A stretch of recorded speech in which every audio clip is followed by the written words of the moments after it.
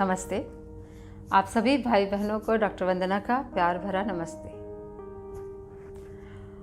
आज मैं आपके सामने गोमुख आसन लेकर आई हूँ। गोमुख आसन, जैसा कि नाम से ही जाहिर है, गाय, गो मीन्स गाय, मुख चेहरा, आसन यानी आसन। ऐसा आसन जिसको करने से आपका पोज गाय के चेहरे के समान लगे, उसको हम गोमुख आसन कहेंगे। Cow face pose. चलिए देखते हैं कि उसको हम कैसे करेंगे। सबसे पहले आप वज्रासन में बैठ जाएं।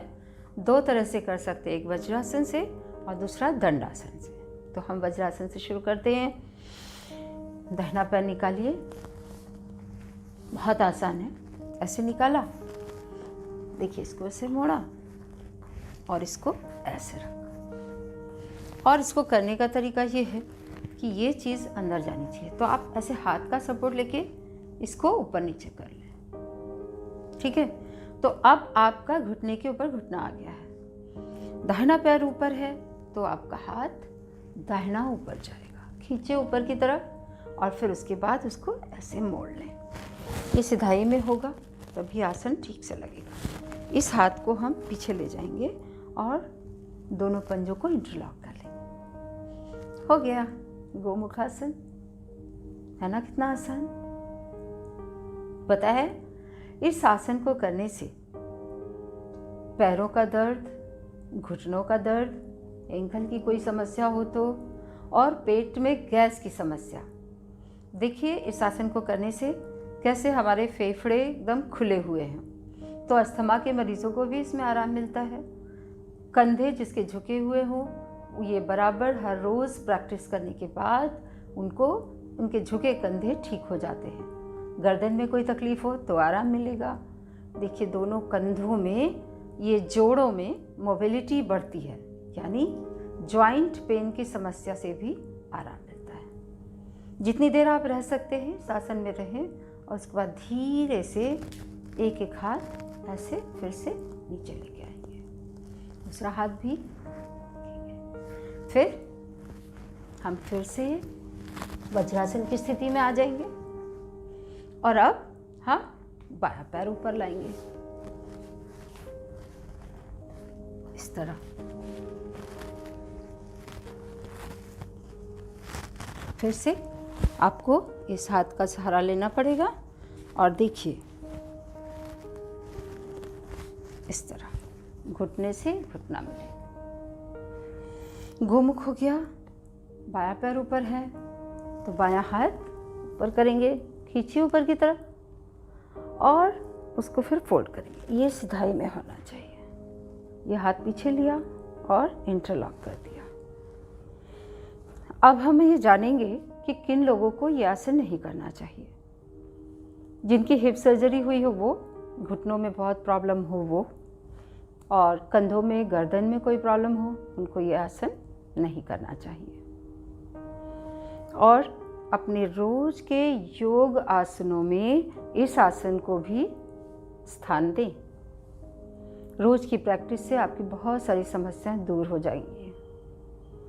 देखिए कितना आसान है आसन लगाना। फिर दाहिना हाथ ऊपर निकालेंगे और फिर दूसरा हाथ। अब आप कहेंगे कि आपका तो आसानी से आता है, हमारे हाथ ऐसे इंटरलॉक नहीं होंगे पीछे, तो उनके लिए मैंने ये स्कार्फ रखा है। आपको मैं दिखाती हूँ। ऐसे बैठे हुए हैं हम। मेरा बायां पैर ऊपर है तो मैं बायां हाथ ऊपर करूँगी, इसको ऐसे नीचे डालूँगी और फिर आप रुमाल लगाकर भी ऐसे खींच सकते हैं हाथ को। तो ये जो हाथ है, देखिए मेरा ये हाथ ऐसे सीधा रहेगा खींचने पर। ये देखिए मैंने खींचा।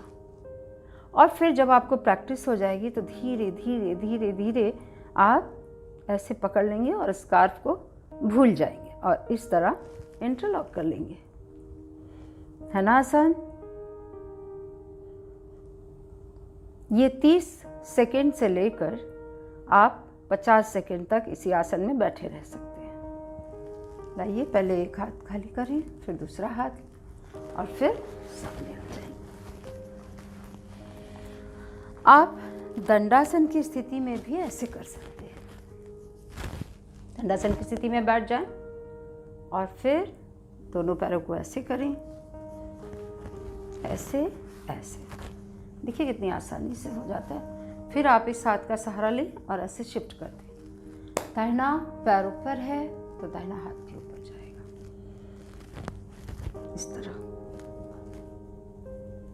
पता है आपको, साइटिका के मरीज को भी बहुत आराम मिलता है इसमें।